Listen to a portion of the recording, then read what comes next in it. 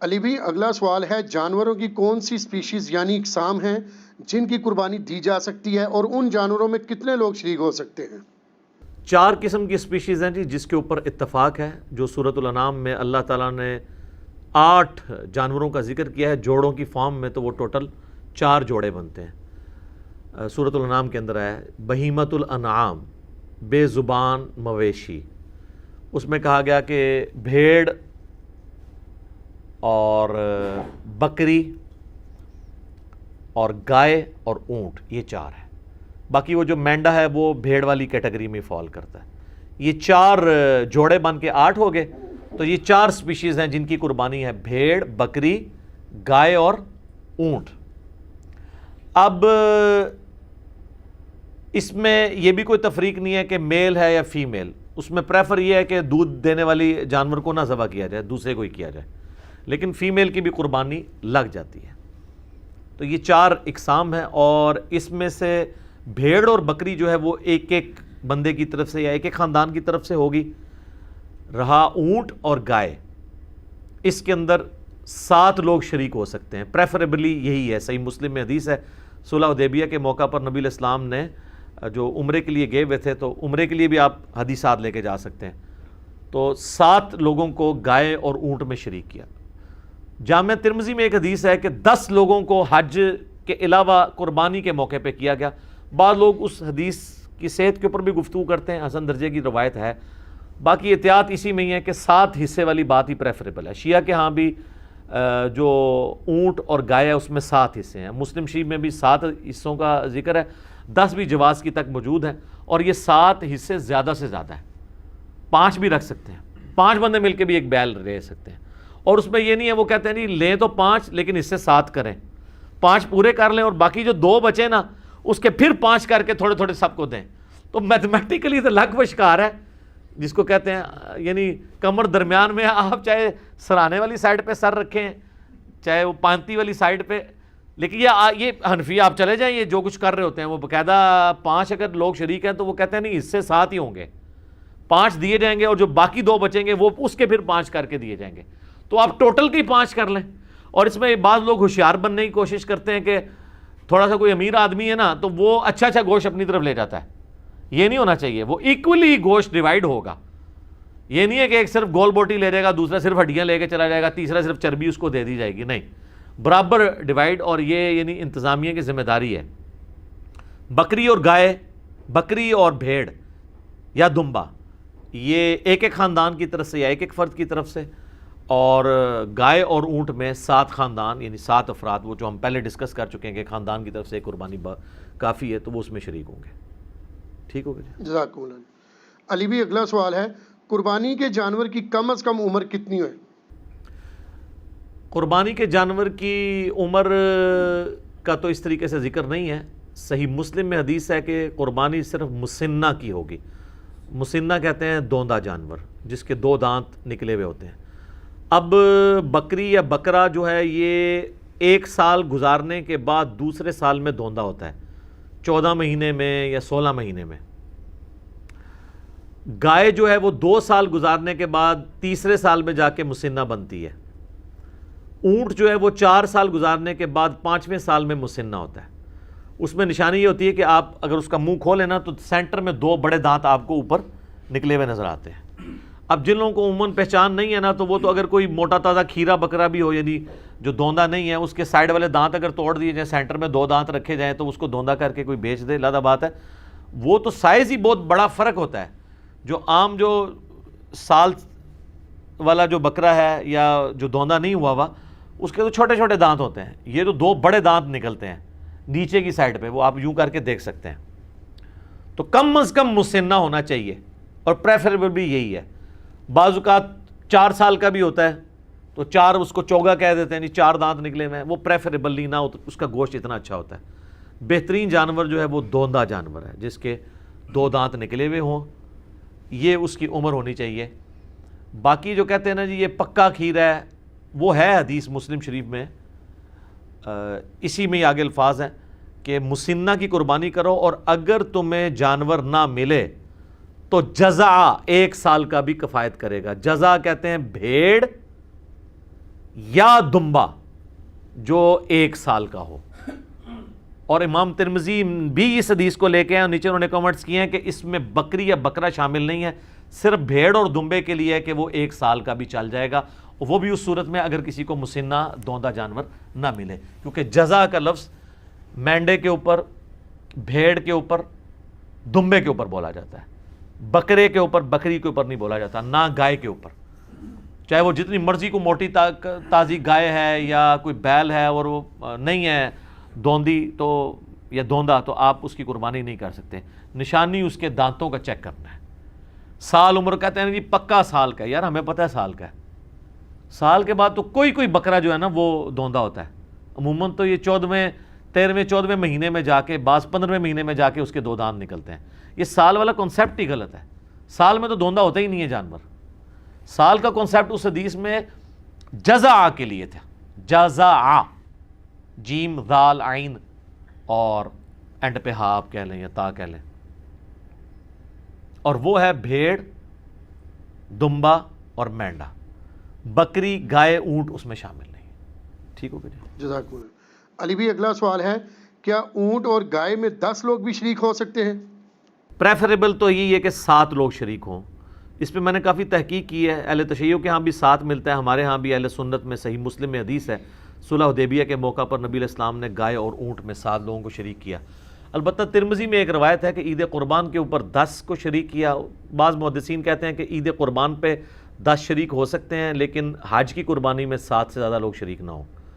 تو بہتر یہ ہے کہ اس کو 7 تک ہی رکھیں, 7 والا قول ہی زیادہ مضبوط ہے. 10 بھی کو کر لیتا ہے اس کے اوپر فتویٰ نہیں لگاتے, اور یہ زیادہ سے زیادہ ہے 7 حصے. 5 بھی ہو سکتے ہیں, 3 بھی ہو سکتا ہے, ایک بندہ بھی ایک گائے دے سکتا ہے, زیادہ سے زیادہ 7 ہے. ٹھیک ہو گیا, صحیح. علی بھی اگلا سوال ہے, کیا 2 بھائی مل کر ایک بکرا قربان کر سکتے ہیں؟ 2 بھائی مل کے ایک بکرا نہیں قربان کر سکتے, کیونکہ 2 خاندان الگ ہے نا. 2 بھائی مل کے ایک بیل تو دے سکتے ہیں کہ اس میں 2 حصے رکھ لیں. 7 تو زیادہ سے زیادہ ہے نا, 2 بھی رکھ سکتے ہیں, آدھا اس کا آدھا میرا. لیکن بکری میں 2 نہیں نہ شریک ہو سکتے, کیونکہ ایک پوری جان آپ نے ایک خاندان کی طرف سے دینی ہے بکرے کی کیس میں, کیونکہ اس میں تو حصہ ہی ایک ہوتا ہے. تو 2 بھائی مل کے ایک بکرا نہ دیں, بلکہ وہ بکرا خریدنے کی بجائے وہ بکرے کے رقم آدھی کر لیں, تو 2 بھائی جو ہے وہ کسی تیسرے بندے کے بیل میں 2 حصے ڈال سکتے ہیں, اپنا اپنا حصہ ڈال دیں. تو اس طرح کر لیں, بکرے میں 2 بھائی شریک نہیں ہو سکتے. ٹھیک ہو گیا, جزاک اللہ. علی بھائی اگلا سوال ہے, کیا بھینس یا بھینسے کی قربانی دینا بھی جائز ہے؟ اچھا, بھینس کے بارے میں اکثر پوچھ رہے ہوتے ہیں نا, وہ لوگ پوچھ رہے ہیں کہ انہوں نے خود بھی کبھی بھینس کی قربانی نہیں دی ہوتی. قربانی تو ہمیشہ بھینسے کی ہو رہی ہوتی ہے, کٹے دی تو کہتے ہیں جی پوچھیں جی بھینس کی قربانی ہو جاتی ہے. بھینس کی کون قربانی کرتا ہے؟ بھینس تو دودھ دے رہی ہوتی ہے. یہ جو پوچھ بھی رہے ہوتے ہیں ان کو کہ ذرا منڈی میں بھینسیں آئی ہوتی ہیں بکنے کے لیے یا بھینسیں آئے ہوتے ہیں؟ پہلی تو یہ پھکی ہے, جو پوچھے نا بھینس کی قربانی ہوتی ہے ان کو جی بھینس دی تو تسی بھی نہیں دیں دے. یہ حنفی پوچھ رہے ہوتے ہیں نا بھینس حلال ہے یا حرام ہے. تو میں نے بہت پہلے ایک ویڈیو ریکارڈ کروا دی ہے, گھوڑا, بھینس, کینگرو, مرغی, انڈا, اس کے اوپر ایک ایک چیز میں نے کلیئر کی ہے. اور میں نے اس میں بتایا کہ آپ مجھے پہلے فقہ حنفی میں بتایا نا کینگرو حلال ہے یا حرام ہے. تو امام حنیفہ نے تو کینگرو دیکھے ہی نہیں, ان کو تو پتہ ہی نہیں تھا. ظاہر اس زمانے میں تو آسٹریلیا کہاں تھا, آسٹریلیا تو زیادہ منظر عام پہ آیا جب یہ برٹن امپائر تھی, انہوں نے وہاں پہ جا کے وہ اپنے جو بھی ایک عیاشی کا اڈا بنایا تھا, تو آسٹریلیا تو اس وقت سامنے آیا تو کینگرو لوگوں کو پتہ چلنا شروع ہوا. پہلے لوگوں کو تو کینگرو کا پتہ ہی نہیں تھا. تو وہ آج کے دور کا مسئلہ ہے. تو بھینس کے بارے میں آپ کتاب الاجماع جو ہے آپ اٹھائیں, پہلے 300 سال میں کتاب لکھی گئی ہے, اس کا اردو میں ترجمہ بھی ہو چکا ہوا ہے. اس میں باقاعدہ لکھا ہے کہ اس بات پہ اجماع ہے کہ بھینس جو ہے وہ گائے کے حکم میں داخل ہے اور یہ بہیمۃ الانام میں آتی ہے. تو ہمیں جو لغت کے لوگ ہیں یہ بتاتے ہیں کہ گائے اور بھینس ایک کیٹیگری میں فال کرتے ہیں. اگرچہ یہ اسپیشیز ڈیفرنٹ ہیں, لیکن اگر آپ اسے دقت نظر سے دیکھیں تو یہ ایک ہی جانور کی 2 اسپیشیز ہیں. عرب کے اندر گائے پائی جاتی ہے, ہمارے یہاں پہ بھینس پائی جاتی ہے. اچھا, بھینسیں صرف ہمارے علاقے, آپ مصر میں چلے جائیں وہاں پہ بھی بھینسیں بہت ہیں. تو بھینس جو ہے وہ گائے کے حکم میں داخل ہے, اور بھینس کی قربانی کا مسئلہ تو پھر حل ہو گیا. ویسے تو اس میں حنفی تو قائل ہیں بھینسے کی قربانی کے. اہل حدیث میں 2 گروہ ہیں, کچھ کہتے ہیں کر لیں، کچھ کہتے ہیں نہ کریں، اس لیے کہ یہ ان 4 بہیمت الانعام میں نہیں آتے جس کا ذکر سورۃ الانعام میں آیا ہے، بکری، بھیڑ اور گائے اور اونٹ۔ چونکہ گائے کا ذکر آیا تو گائے کی سپیشیز میں یہ چیز داخل ہے، بھینس، جاموس اسے کہا جاتا ہے عربی میں، البقرہ اس کے لیے یہ جاموس ہے، تو جاموس اسی کیٹیگری میں فال کرتی ہے۔ لہذا میرا بھی یہی خیال ہے کہ بھینس کی قربانی بغیر کسی کراہت کے، یا بھینسے کی قربانی کہنا چاہیے، وہ گائے اور بیل کی قربانی کی کیٹیگری میں فال کرے گی، اور اس میں کوئی حرج نہیں ہے۔ باقی جس کو کوئی زیادہ تقوی کا حیض ہے وہ بچنا چاہتا ہے ضرور بچے، کسی اور کے اوپر فتویٰ نہ لگائے۔ میں جن دنوں میں یہ کہتا بھی تھا کہ بہتر ہے کہ اس کی نہ دیں، میں اس وقت بھی یہی کہتا تھا۔ 2012 میں میری ایک ویڈیو ریکارڈ ہوئی تھی قربانی کے اوپر، مسئلہ 52، اس میں نے کہا تھا کہ ہم فتویٰ کسی پہ نہیں لگاتے، اگر کوئی دینا چاہتا ہے بھینس کی قربانی ضرور کرے۔ باقی پریفریبل ہے، بعض لوگ اس میں آرگومنٹ کرتے ہیں، میں نے بھی کیا تھا کہ ہرن کو ہم بکری کی کیٹیگری میں لا کے، پھر ہرن بھی بہیمت الانعام میں آتا ہے، کیونکہ اس کے بھی وہ پتہ نہ پاؤں کے کھر کٹے ہوئے ہوتے ہیں۔ یہ بہیمت الانعام کی نشانی ہے کہ وہ 2 کھر یوں کٹا ہوا ہوتا ہے، کٹ والا پاؤں ہوتا ہے ان کے۔ تو بعض گھوڑے کا پوچھ رہے ہوتے ہیں، گھوڑا اس میں نہیں آتا کیونکہ اس کے پاؤں کٹا ہوا نہیں، ویسے گھوڑا حلال ہے، اس پہ علیحدہ سے حدیثیں موجود ہیں۔ تو کہتے ہیں پھر کل کو ہرن کی بھی وہ قربانی کرے گا۔ بھئی ہرن بہیمت الانعام میں آتا ضرور ہے، لیکن اس کیٹیگری میں جو قرآن میں 4 آئے ہیں اس میں نہیں آتا۔ قرآن کی کیٹیگری میں، گائے کی کیٹیگری میں بھینس خود بخود فال کرتی ہے، لہذا بھینس یا بھینسے کی قربانی گویا گائے کی قربانی میں شامل ہے۔ اور یہ ہر علاقے کی اپنی غذا ہے۔ ہم لوگ تو یہ سرخ گوشت سے ڈرتے ہیں نا تھوڑا سا کھاتے ہوئے، بھینس کے گوشت کو، لیکن آپ اگر کے پی میں چلے جائیں نا تو ہمارے جو پٹھان بھائی ہیں نا، وہ بھینس کا گوشت جو ہے زیادہ شوق سے کھاتے ہیں ایز کمپیئر ٹو گائے کے گوشت کے۔ تو لہٰذا بھینس کی یا بھینس کی قربانی آپ کو پوچھے، اس کو کہنا بھینس چھوڑو، بھینسا کہا کرو، کیونکہ بھینس تو دودھ دیتی ہے، وہ کس نے قربان کرنی ہے؟ کوئی بیمار ہو جائے، کوئی بالکل لاغر ہو جائے، اس طرح کی بھینس اگر قربانی کے لیے آتی ہے تو اس کی قربانی بھی نہیں لگے گی، یہ ذہن میں رکھیے گا۔ ہاں، تو بھینسے کی قربانی لگنی چاہیے جو صحیح تازہ ہو، بہترین قسم کا، تو وہ اس کا گوشت بھی اچھا ہے۔ اور ٹھیک ہے، سنت ابراہیمی میں آئے گا، بنا ہوا بچڑا جو ہے وہ حضرت ابراہیم علیہ السلام بھی لے آئے تھے، قرآن میں آتا ہے۔ ان کو بعد میں پتہ چلا کہ یہ تو فرشتے ہیں، کھاتے نہیں ہیں، پہلے تو ان کو پتہ ہی نہیں چلا۔ اس سے عقیدہ علم غیب بھی کلیئر ہوتا ہے، ٹھیک ہے۔ تو وہ ڈر گئے اپنے دل میں کہ یہ کیوں نہیں کھا رہے میرا نمک، کہیں مجھے نقصان پہنچانے تو نہیں آئے۔ تو پھر فرشتوں نے کہا نہیں، ہم انسانی شکل میں آئے، ہم ہے فرشتے ہیں، قوم لوط پہ عذاب لے کے آئے۔ تو بھینس بالکل حلال ہے جی، اور حلال بھی ہے، اس کی قربانی بھی گائے کی کیٹیگری میں فال کرتی ہے، تو بے فکر ہو کے کریں، کوئی مسئلہ نہیں ہے۔ جزاک اللہ۔ علی بھی اگلا سوال ہے، قربانی کے جانور میں کون کون سے ایسے عیوب ہیں جن کی بنا پر قربانی کرنا جائز نہیں ہوگی؟ دیکھیں، سب سے بڑا عیب تو یہ ہے کہ وہ دھوندا نہیں ہے، تو وہ قربانی نہیں ہوگی۔ جو مسلم شریف میں حدیث ہے کہ صرف مسنہ کی قربانی ہوگی، دوندے کی، اور اگر تم دوندا نہ پاؤ تو جزع 1 سال کا کفایت کرے گا۔ اور جزع کے بارے میں امام ترمذی نے ساتھ لکھ دیا اس حدیث کے کانٹیکسٹ میں، کیونکہ ترمذی میں بھی حدیث ہے، مسلم میں بھی موجود ہے، ترمذی میں بھی، کہ جزع سے مراد بھیڑ اور دمبا یا مینڈا آتا ہے، بکری اس میں فال نہیں کرتی، نہ گائے اور اونٹ۔ تو دوندے کی قربانی ہوگی، یہ تو ہوگی ایک بیسک شرط۔ باقی جامعہ ترمذی، ابو داؤد، نسائی، ابن ماجہ میں کئی ایک احادیث ہیں جن میں نبی علیہ السلام نے فرمایا کہ کسی ایسے جانور کی قربانی نہ کرو جس کے کان کٹے ہوئے ہوں، سینگ ٹوٹا ہوا ہو، اس کے جسم پہ گوشت کم ہو، وہ لاغر ہو، وہ بیمار ہو، کوئی بھی اس کے اندر زہری عیب ہو، لنگڑا ہو۔ یہ سارے الفاظ ابو داؤد، ترمذی، ابن ماجہ، نسائی میں موجود ہیں۔ لنگڑا، سینگ ٹوٹا، لاغر، کانا، آنکھ نکلی ہوئی، یعنی جو ایک جانور کو دیکھ کے آپ کہہ سکتے ہیں یہ عیب ہے اس کے اندر، کان کٹا ہوا ہے۔ سینگ، بعض اوقات جینون کوئی ایسے بیل ہوتے ہیں جو جن کو ہم مونے بکریاں یا مونے بیل کہتے ہیں، جن کے وہ سینگ نہیں ہوتے ہیں، لیکن بعض اوقات ایسا بھی ہوتا ہے کہ ایک کا سینگ ٹوٹ گیا تو دوسرے کو وہ ریتی پھیر کے مونا کر لیتے ہیں۔ وہ ہم نے کسی ایکسپرٹ کو دکھانا ہے کہ یہ سینگ جو ہے یہ جینون مونا ہے یا یہ مونا کسی اسلامی بھائی نے بنا دیا اسے، ٹھیک ہے، کیونکہ ایک سینگ ٹوٹا تھا تو دوسرا بھی توڑ دیا۔ اور اس کے بھی چانسز ہوتے ہیں کہ سینگ ٹوٹا ہوا اور وہ کسی طریقے سے اس کے اوپر کوئی ایڈہیسو لگا کے وقتی طور پہ اس کو جوڑ دیا جائے۔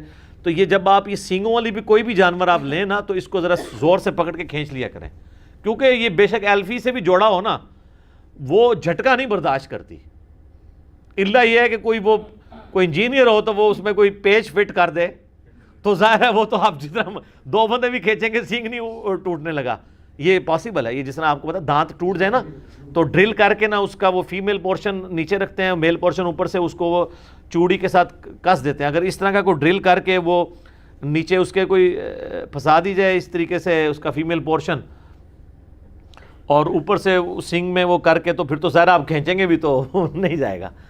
تو بہرحال اس میں تسلی کریں، اس لیول پہ تو خیر بہت کوئی سمجھدار ہوا تو وہ جائے گا، ادروائز زیادہ تر تو وہ جس طریقے سے جوڑتے ہیں تو مونا بکرا ہو یا سینگ والا ہو دونوں کو چیک ضرور کر لیا کریں کہ یہ ایب جو ہے نا اس کے اندر موجود نہ ہو۔ تو اس طرح کے عیوب جب ہوں گے، کان کٹا ہوا ہوگا، کانا ہوگا، یا اس کی ٹانگ ٹوٹی بھی ہوگی، یا لاغر ہوگا، بیمار ہوگا، پھر اس کی قربانی نہیں لگے گی، کیونکہ لن تنالوا البر حتی تنفقوا مما تحبون، تم نیکی کے کبھی بھی اعلیٰ درجے کو نہیں پا سکتے جب تک کہ اپنی پسندیدہ چیزیں اللہ کی راہ میں قربان نہ کر دو۔ پارہ نمبر 4 کا آغاز ہی اسی سے ہو رہا ہے، سورۃ النساء کی آیت ہے۔ تو یہ جناب وہ عیوب ہے۔ اور عیب کے والے سے ایک چیز یہ بھی یاد رکھیے گا، اگر عیب جانور میں بعد میں پیدا ہوا ہے نا تو پھر اس کو عیب نہیں کہا جائے گا۔ مصنف عبدالرزاق کے اندر حدیث ہے کہ عبداللہ ابن زبیر نے ایک کانی اونٹنی دیکھی تو انہوں نے کہا اگر تو یہ کانی جو ہے نا وہ خریدنے کے بعد ہوئی ہے نا پھر تو قربانی کر لو، اور اگر یہ خریدنے سے پہلے کی تھی تو اس کی قربانی کوئی نہیں۔ اس طرح کوئی زخمی ہے، کوئی جانور چھلانگ مار کے ٹانگ توڑ لی ہے اس نے اپنی اور بعد میں زخمی ہوا ہے خریدنے کے بعد تو اس کی قربانی لگ جائے گی، پہلے سے تھا پھر نہیں لگے گی۔ ٹھیک ہوگا جی، جزاکم اللہ۔ علی بھی اگلا سوال ہے، اگر قربانی کا جانور زخمی ہو جائے، بیمار ہو جائے یا پھر مر جائے تو کیا نیا جانور خریدنا ضروری ہوگا؟ نیا جانور کوئی خریدنا ضروری نہیں ہے، لا یکلف اللہ نفسا الا وسعہا۔ آپ نے ظاہر جمع پوجی کے ساتھ یہ سب کچھ کیا، اب وہ ایک قدرتی آفت اللہ کی طرف سے آ گئی ہے تو اب اللہ تعالیٰ آپ کو مجبور نہیں کرتا کہ جی آپ نے ضرور نیا جانور خریدنا ہے۔ ظاہر ہے کہ آپ نے تو اپنی کمٹمنٹ شو کر دی تھی، اور بعض اوقات جانور لینے کے بعد بیمار ہو جاتا ہے تو اب لینے کے بعد بیمار ہوا ہے اور آپ کسی ایکسپرٹ کو دکھائیں اور وہ کہے کہ یہ قربانی تک نہیں چلے گا تو اب قربانی سے پہلے اسے ذبح کر لیں تاکہ کم از کم اس کا گوشت تو کھا سکیں، یہ نہ ہو کہ وہ آرام موت مر جائے، وہ آپ کھانے کے قابل بھی نہ رہیں۔ تو قربانی آپ کی اللہ کے حضور لکھی گئی سر، وہ تو سورۃ الحج میں ہے کہ اللہ تعالیٰ کو نہ تو گوشت پہنچتا ہے نہ خون، وہ تو تمہارے دلوں کے تقوی کو دیکھتا ہے۔ صحیح مسلم میں حدیث ہے اللہ تعالیٰ تمہاری شکلوں اور مال کو نہیں دیکھتا، دلوں اور اعمال کو دیکھتا ہے۔ لہٰذا اگر اس طرح کا کوئی مسئلہ ہو گیا تو ٹینشن لینے والی ضرورت نہیں ہے۔ اسی طریقے سے اس میں ایک فقہ حنفی والوں نے ایک پتہ نہیں مسئلہ گھاڑ لیا ہے، وہ کہتے ہیں کہ اگر کسی شخص پہ قربانی سنت موقدہ تھی ہمارے نزدیک اور ان کے نزدیک واجب تھی، اور اس نے جانور لیا تو اس کا جانور مر گیا یا زخمی ہوا اور ذبح کرنا پڑ گیا تو خیر ہے، اس کو نیا جانور لینے کی ضرورت نہیں۔ لیکن اگر کسی غریب آدمی نے لیا اور اس کا اس طرح مر گیا تو اس کو تو لازمی لینا پڑے گا۔ یہ بالکل الٹ بات ہے نا، یعنی جو بالکل وہ اس بیچارے نے تو پہلے اتنی مصیبت سے لیا ہے، وہ کہتے ہیں اس لیے کہ اس نے جان بوجھ کے اپنے اوپر واجب کروا لیا ہے، کیونکہ انہوں نے ایک بنیادی غلط کھڑی کر لی تھی، تو وہ کہتے ہیں کہ اس کی وہ اس منت کی کیٹیگری میں فال کر جائے گا جیسے منت پوری کرنی ہی کرنی ہوتی ہے۔